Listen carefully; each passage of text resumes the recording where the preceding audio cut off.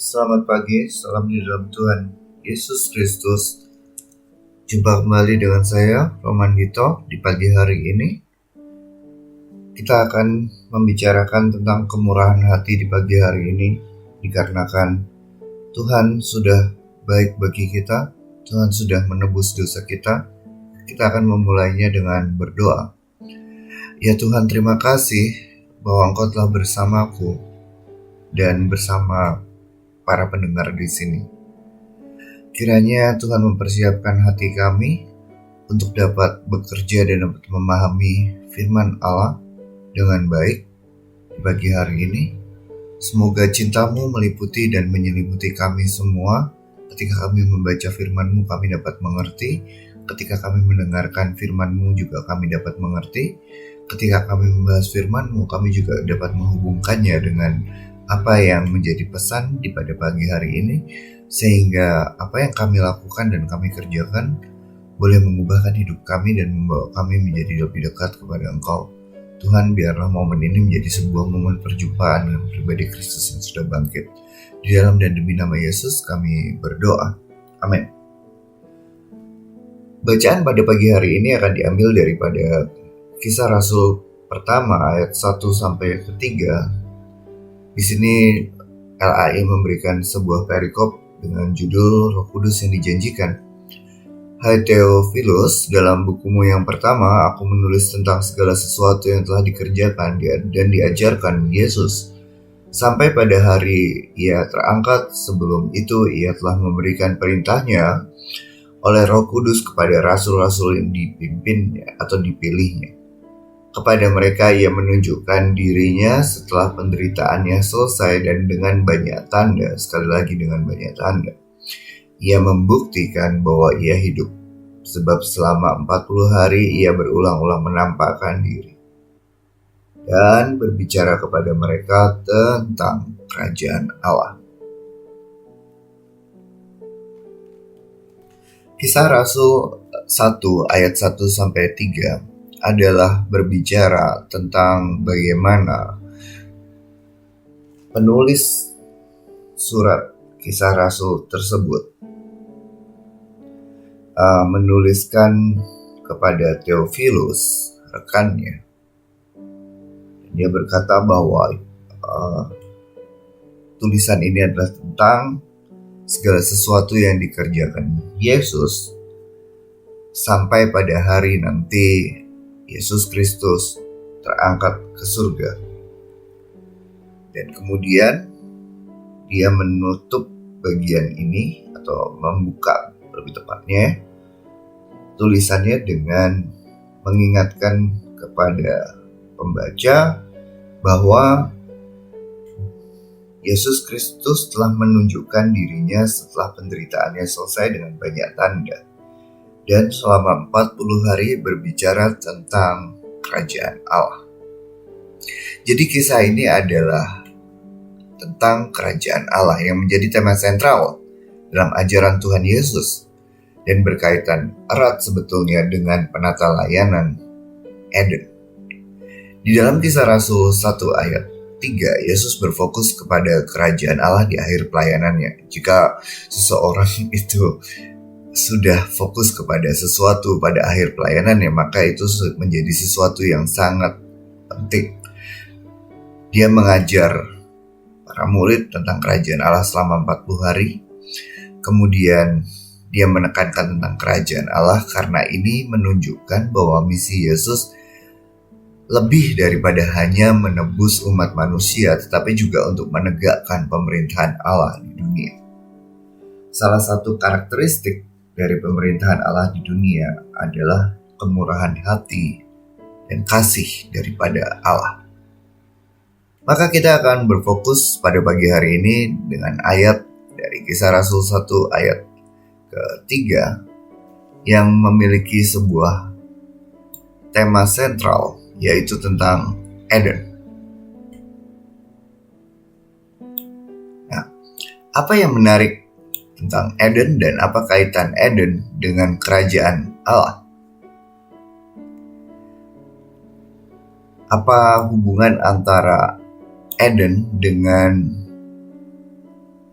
kisah daripada kerajaan Allah atau cerita daripada kerajaan Allah.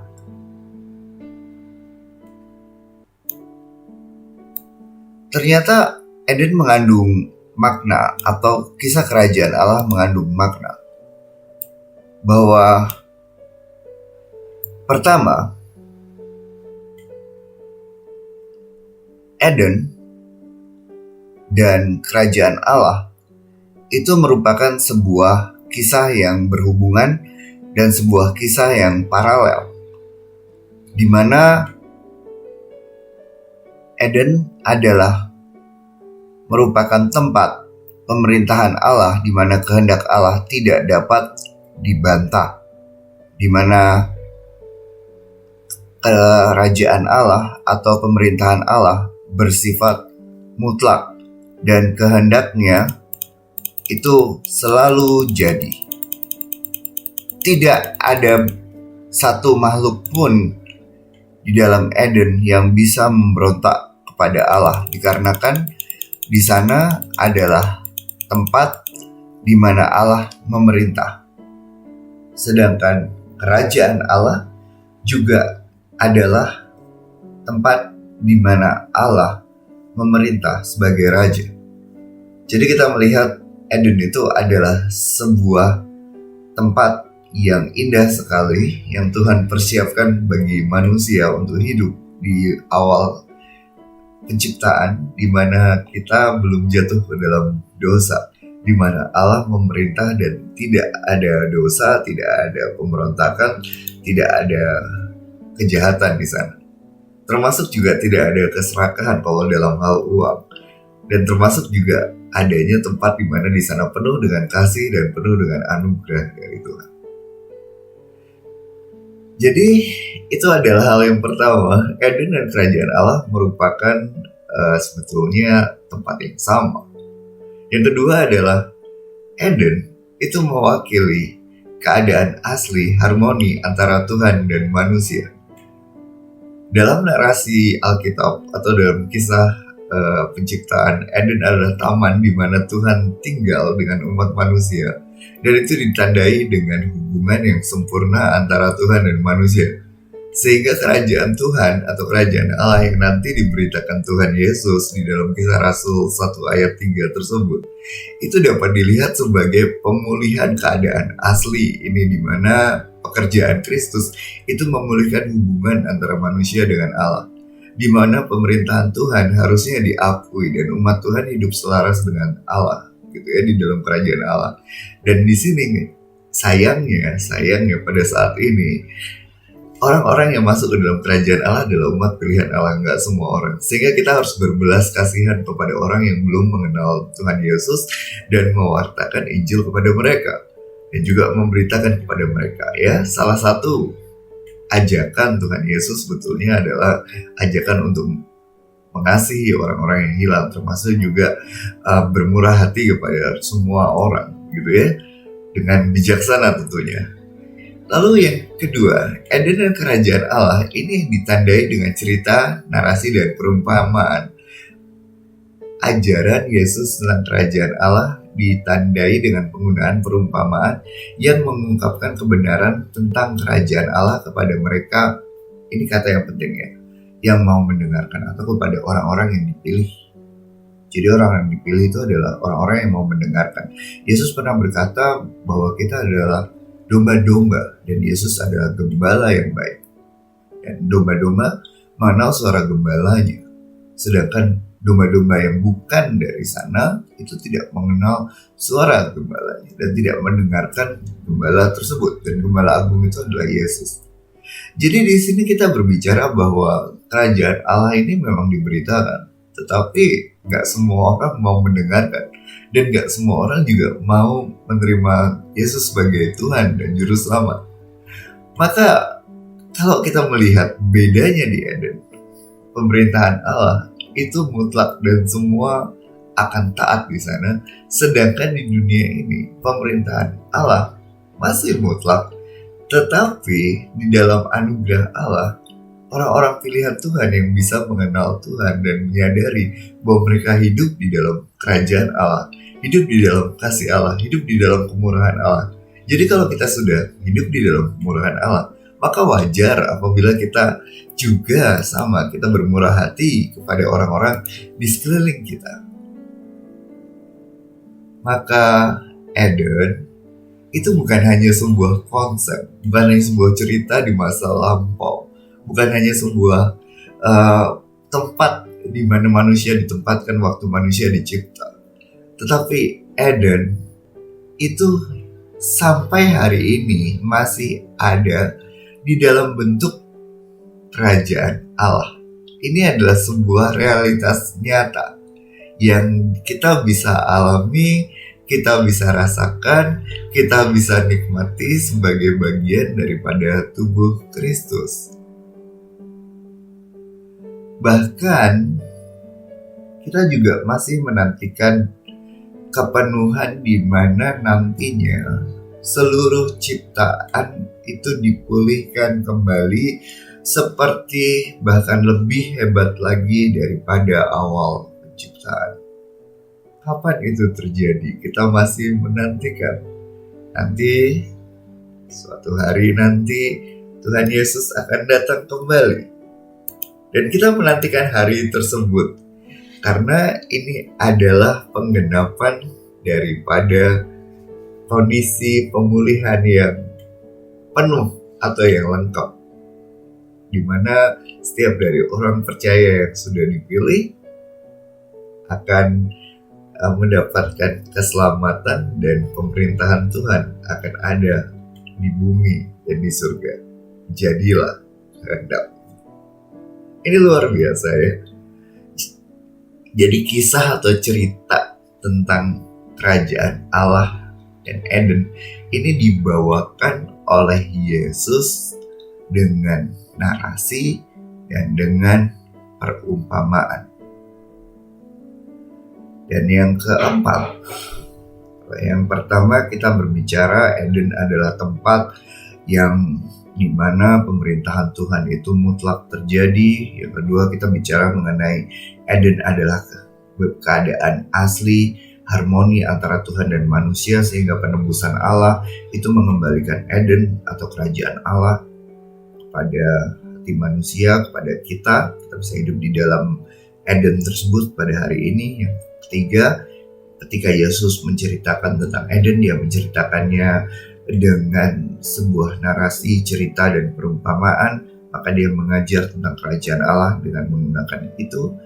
Dan yang keempat, itu juga adanya konsep yang Alkitabiah tentang Eden, yaitu sebuah fakta bahwa Eden dan juga nanti paralelnya kerajaan Allah itu ditandai dengan sebuah sifat yang bernama atau bermakna already but not yet. Apa yang dimaksud already di sini adalah Eden sudah hadir ketika diciptakan, manusia diciptakan, ketika Adam dan Hawa ditempatkan di sebuah taman yang sangat indah. Tetapi Eden diambil sehingga dia juga not yet. Kerajaan Allah sudah hadir di dalam kehidupan manusia ketika nanti dalam sejarah Tuhan menunjukkan, Tuhan memilih bangsa Israel, lalu kemudian Tuhan hadir di tengah-tengah bangsa Israel dan memimpin bangsa Israel di perjanjian lama.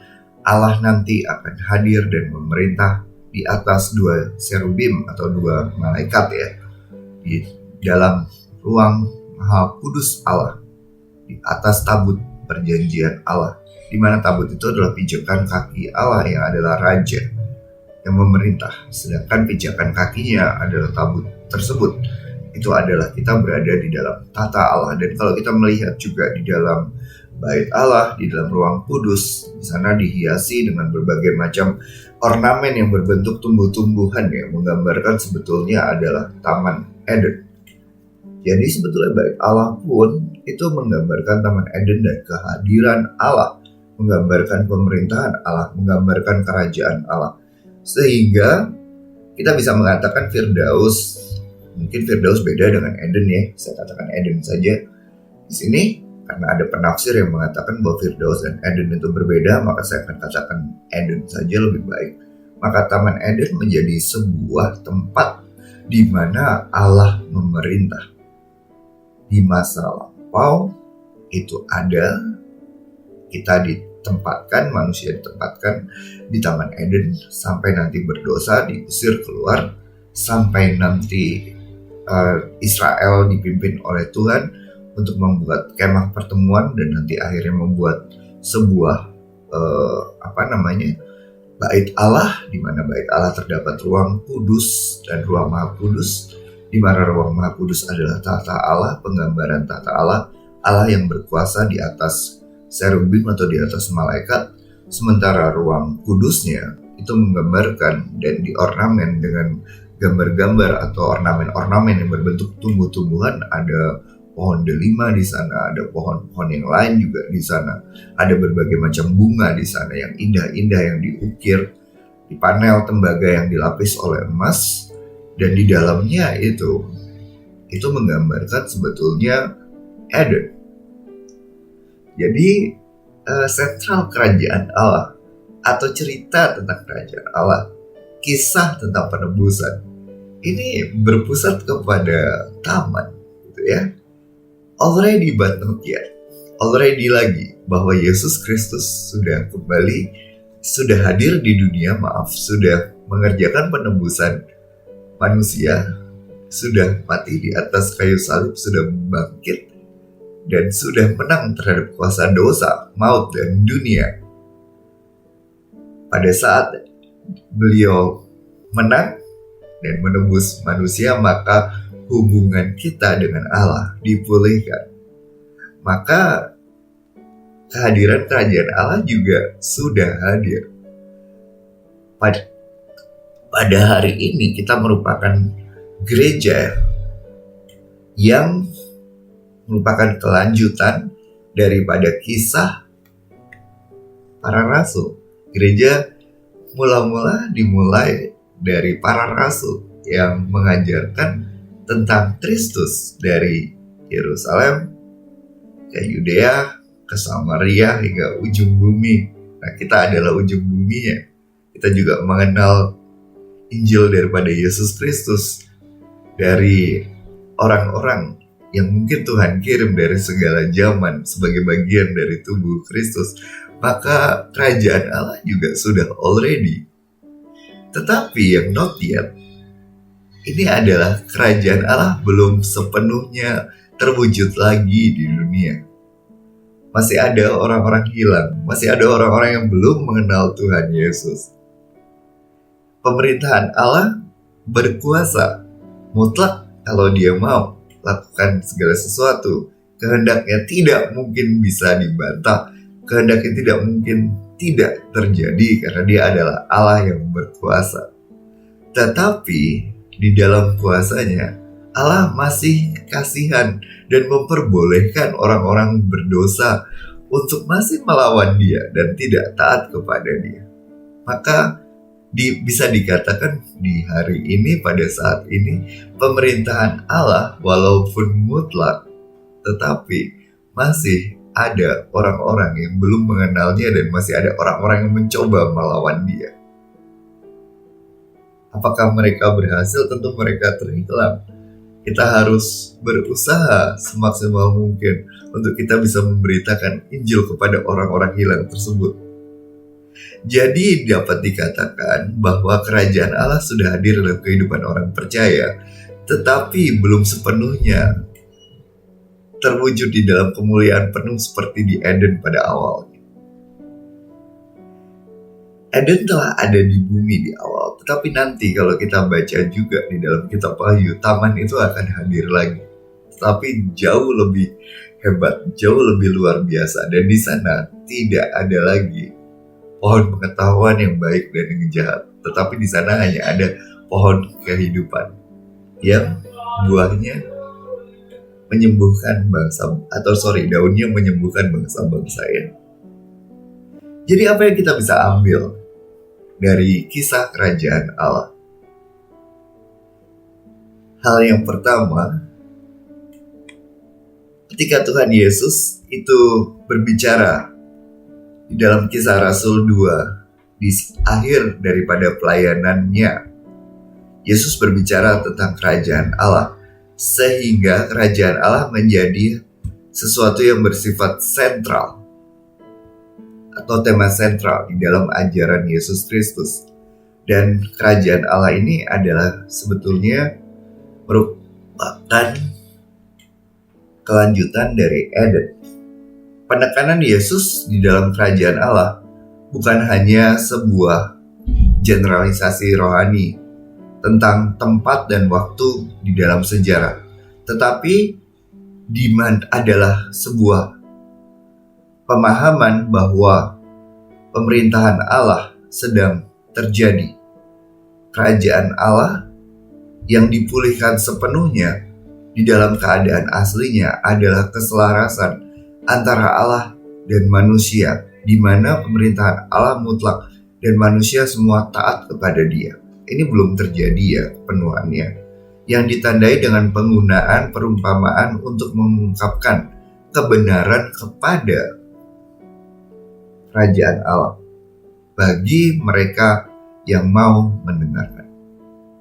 Jadi di sini kata yang mau mendengarkan adalah menggambarkan bahwa tidak semua orang itu mau menerima berita Injil. Maka pertanyaannya adalah pertanyaan besarnya, jikalau kerajaan Allah adalah tema sentral dari pengajaran Yesus. Yesus mengajar, Yesus membimbing manusia, Yesus mengajar dengan perumpamaan, dengan cerita, dengan narasi, dengan membuat mujizat. Itu semua bercerita sebetulnya benang merahnya adalah tentang the kingdom of God. Maka pertanyaan besarnya, apakah sebetulnya hidup kita, hidup Anda dan saya juga merupakan bagian dari kisah besar kerajaan Allah ini? Apakah hidup Anda dan saya adalah merupakan bagian dari kisah Allah, kisah besar tentang kerajaan Allah ini? Mari kita menutup dalam doa.